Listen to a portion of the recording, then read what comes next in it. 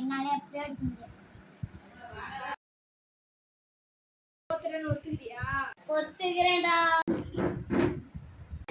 என்ன பாப்பா carrom board விளையாடிட்டு இருந்த? தோத்து போயிட்டியா என்ன? ஆமாடா.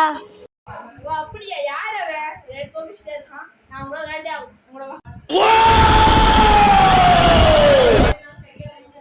ஓகே ஓகே, நாளைக்கு காலைல வந்துடும்.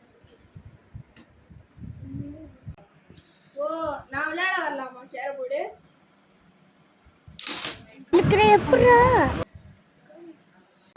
இன்னும் பேக் ஷாட்ல அடிக்கிறான்.